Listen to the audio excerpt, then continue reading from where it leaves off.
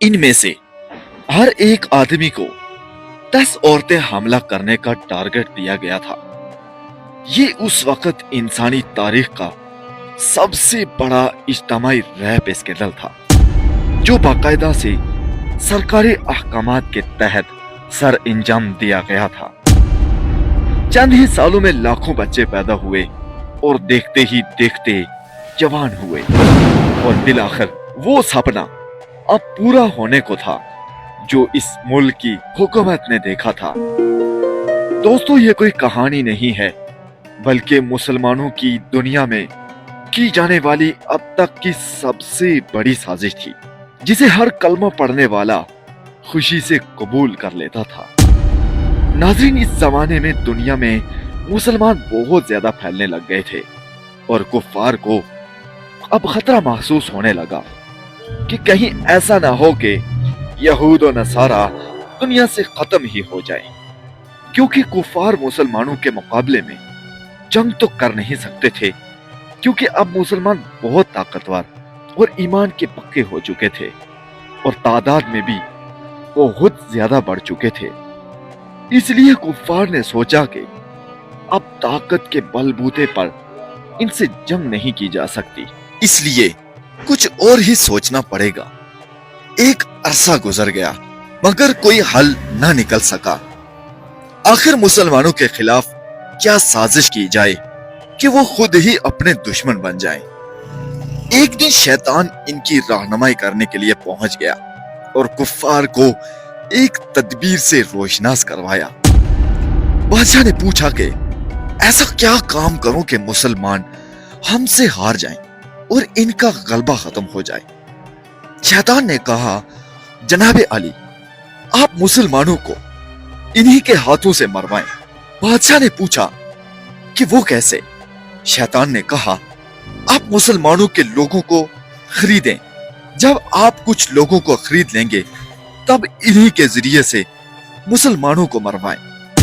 पक्की तो बादशाह के दिल पर बात लगी, मगर थोड़ा सोचने के बाद बादशाह बोला, नहीं, ये वाला काम जरा मुश्किल है, क्योंकि मुसलमान ईमान का बहुत पक्का है, वो किसी भी कीमत पर नहीं बिकेंगे और हमें तो बड़ी तादाद में लोगों की जरूरत है।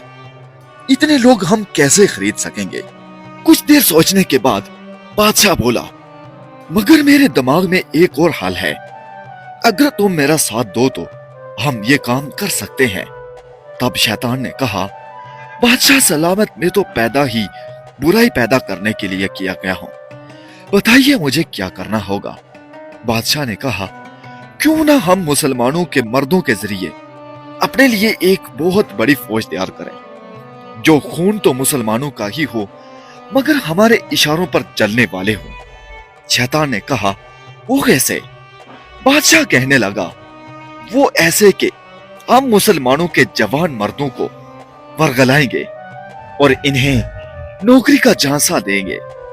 इसके लिए हमें जितने भी गरीब और नादार मजदूर लोग मिले, इतना ही अच्छा होगा।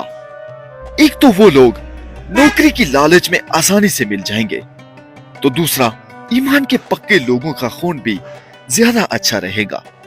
शैतान ने कहा, बादशाह सलामत, आप करना क्या चाहते हैं?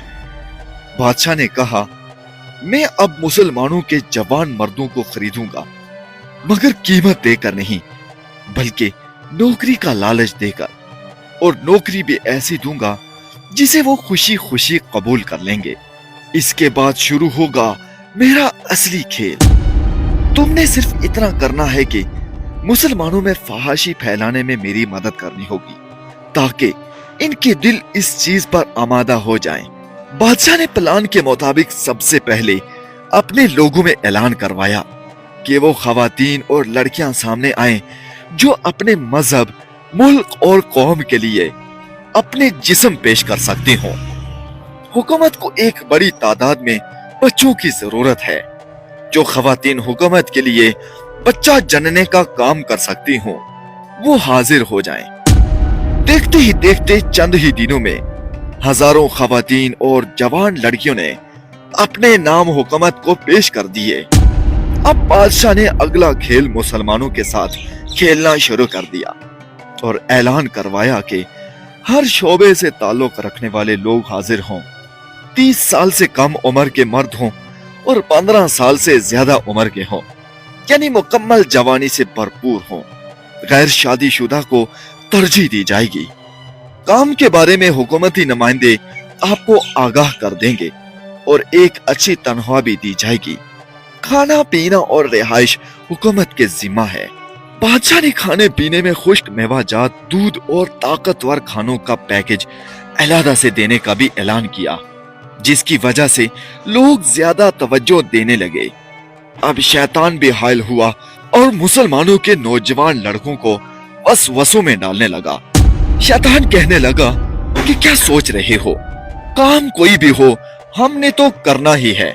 इतनी अच्छी नौकरी, इतनी तनख्वाह है और इतनी ज्यादा सहूलतें हैं, तो फायदा तो उठाना बनता है। और फिर देखते ही देखते चंद ही दिनों में सैकड़ों मर्द हजरात और नौजवान हुकूमत के पास नाम पेश करने लगे। जब बादशाह को लगा कि अब से मेरी सोच के मुताबिक करीबन इंतजाम मुकम्मल हो चुका है, तो इसने बच्चों को पालने के लिए भी इदारे कायम करवा दिए। इनकी देखभाल, खाना पीना, हर चीज अपने ही मजहब के मुताबिक सरंजाम दी गई। इसके बाद बादशाह ने हर एक आदमी को 10-10 लड़कियां दी और कहा कि तुम में से हर शख्स ने इन 10 खवातीन को हामिला करना है। जैसे ही हमें मालूम होगा कि आपको दी गई 10 खवातीन अब हामिला हैं, तो आपका काम खत्म हो जाएगा। इसके बाद हर एक के बदले आपको एक नई औरत या लड़की जो भी आपकी पसंद होगी दी जाएगी।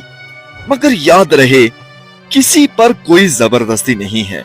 अगर कोई अपनी खुशी से ये नौकरी करना चाहता है तो ठीक है, नहीं तो वो वापस जा सकता है। अब आज से लोगों का काम शुरू हो जाना चाहिए। यह ऐलान सुनते ही एक हलचल सी मच गई, मगर कुछ वक्त सोचने के बाद सब लोग लालच में आ गए और शैतान के बहकावे में पड़ गए और सब लोगों ने रजामंदी जाहिर कर दी। बादशाह अपने काम में अब तक बिल्कुल दुरुस्त साबित हुआ और जो चीज वो चाहता था वो इसे आखिर मिल गया। अब अगला काम इस हमल से पैदा होने वाले बच्चे और बच्चियों की तरबियत थी और परवरिश थी। वक्त गुजरता गया और इस काम को अभी 3 ही माह गुजरे थे कि खबरें आना शुरू हो गईं और सैकड़ों की तादाद में खवातीन हामला होने लगी। ये सब देखकर बादशाह की खुशी की इंतहा न रही। जोरों शोर से इंतजामात भी जारी कर दिए गए और फिर देखते ही देखते बच्चों की पैदाइश होने लगती है। हर एक बच्चे के लिए बेहतरीन कमरा और खिदमत गुजार मुकर्रर किए गए। यहाँ तक कि हजारों बच्चे बादशाह के इशारों पर चलने के लिए तैयार होने लगे। दूसरी तरफ मुसलमानों को खबर न थी कि हम खुद ही अपने लिए एक बड़ा जाल बिछा रहे हैं। इन बच्चों को वहशी बनाया गया और मुसलमानों के खिलाफ इनके जहनों में शुरू दिन ही से जहर भर दिया गया। 18 साल गुजरने के बाद लाखों नौजवानों की एक बड़ी फौज तैयार हो चुकी थी जो सिर्फ बादशाह के इशारों पर चलती थी। अब बादशाह बहुत खुश था, मगर ये सब औलाद मुसलमानों की ही थी और मुसलमानों ही का खून था जो अब पूरी तरह से बादशाह की गिरफ्त में थे और सबसे बेहतरीन जंगजू थे। एक लंबा अरसा मेहनत करने और बहुत से अखराजात बर्दाश्त करने के बाद बादशाह ने अपने लिए एक हरामी फौज मुकम्मल तौर पर तैयार कर ली थी, जिनका जीना और मरना सब मुसलमानों के खिलाफ था। अब जब बादशाह को लगा कि इसके पास इतनी ताकत है कि अब कोई भी इसके सामने नहीं टिक पाएगा, तो इसने ऐलान करवाया कि अब से मेरा मुसलमानों के खिलाफ ऐलान जंग है। अगर किसी में हिम्मत है तो वो मेरे साथ जंग करे, वरना वो मेरा दीन इख्तियार कर ले और मेरी पनाह में आ जाए। ये सब सुनने के बाद लोग हैरान हो गए कि कुफार के बादशाह के पास इतनी ताकत कहां से आ गई कि वो इस तरह से हमारे खिलाफ जंग का ऐलान कर रहा है। कुछ तो है। सब लोग शक में पड़ गए कि इतनी बड़ी फौज कैसे तैयार कर ली। कुछ वक्त गुजरा, मुसलमानों के सिपा सालार के दिल में ये बात बहुत शिद्दत से आ रही थी कि आखिर बादशाह इतना ताकतवर कैसे हो गया। मगर अब वक्त बहुत कम था और अब बादशाह जंग के लिए आमादा हो चुका था। मैदान सज गया, दोनों तरफ जंगजू खड़े थे। इसी दौरान बादशाह सामने आया और मुसलमानों को ऐलान करते हुए कहने लगा, क्या तुम जानते हो कि आज तुम्हारे सामने कौन खड़ा है? ये वही तुम्हारा खून है जिसे तुमने राजी खुशी मेरी कौम की खवातीन में मुंतकिल किया था। ये वही तुम्हारा खून है जो आज तुम्हें तहस नहस करके रख देगा। ये सुनते ही सब लोग सोच में पड़ गए। जो लोग इस गुनाह में शामिल थे, इन्हें तो पता चल गया कि ये सब हमारी वजह से हुआ है, मगर जो नहीं जानते थे सोच में पड़ गए कि बादशाह क्या कह रहा है। मुसलमानों के सिपा सालार के दिल में वहम सा पैदा हुआ कि कुछ बात तो है जो मैं नहीं जानता, मगर मेरी फौज में मौजूद लोग जानते हैं। सिपा सालार ने बादशाह से कहा, कुछ मोहलत मांगी और कहा कि हमें वक्त दो, फिर हम तुमसे जंग के लिए तैयार हो जाएंगे। बादशाह भी अपनी फौज पर फख्र में था और सोचने लगा कि वक्त करके भी क्या कर लेंगे। आज जितना मैं ताकतवर हूँ पूरी दुनिया में और कोई नहीं है।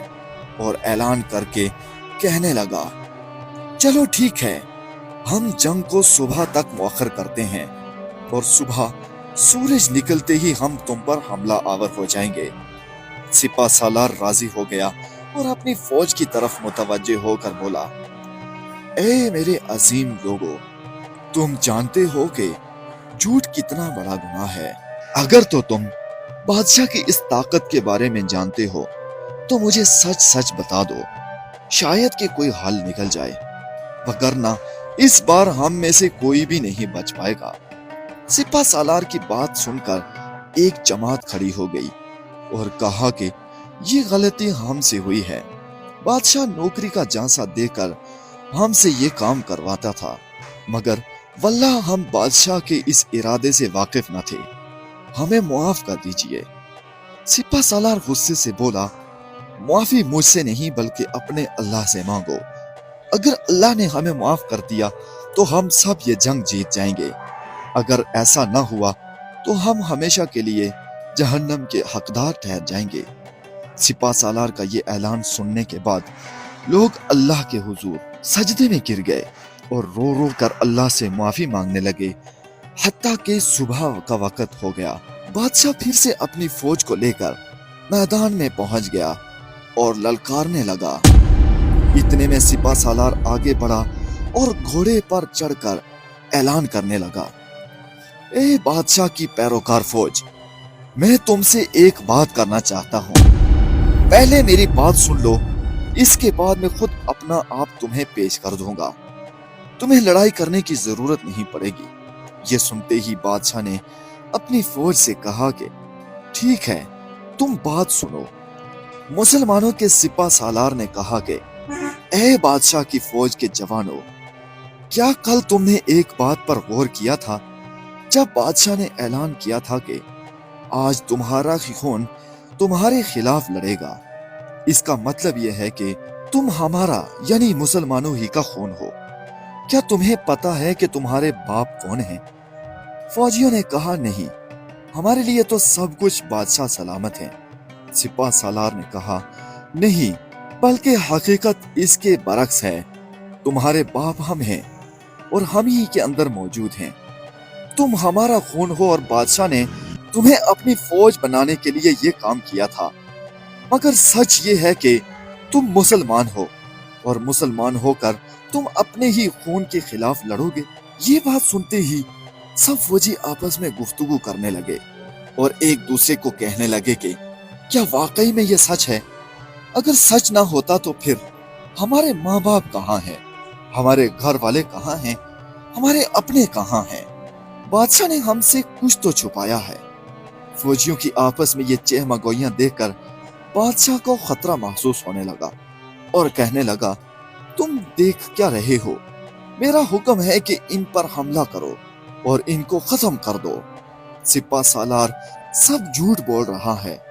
ये सुनकर बादशाह की सारी फौज पीछे हटने लगी और बादशाह से कहने लगे, झूठ वो नहीं तुम बोल रहे हो, तुमने धोखा दिया है हमें और हमारे घर वालों को। हत्ता कि अब हमें ये भी मालूम नहीं है कि हमारा बाप कौन है। ये सब देखकर मुसलमान खुश हो गए और अल्लाह की बारगाह में सजदे में पड़ गए कि ए अल्लाह, तेरा शुक्र है कि तूने हमें माफ किया और कुफ्फार को इन्हीं के बनाए गए जाल में फंसा दिया। क्योंकि मुसलमानों ने दुआ में अल्लाह ताला से इल्तिजा की थी कि अगर तूने हमें माफ कर दिया तो बादशाह की सारी फौज बादशाह के खिलाफ हो जाएगी और हमारा खून हमसे कभी जंग नहीं करेगा। यूं बादशाह को कसूरवार ठहराकर बादशाह की अपनी ही फौज ने इसे वासिले जहन्नम किया और लाखों नौजवानों पर मुश्तमिल एक बड़ी जंगजू जमात मुसलमान हो गई। बेशक अल्लाह ताला कुरान मजीद में फरमाता है कि एक तरफ तो कुफार अपनी चालें चलते हैं, मगर दूसरी तरफ अल्लाह अपनी तदबीर कर रहा होता है और बेशक अल्लाह की तदबीर बेहतरीन है।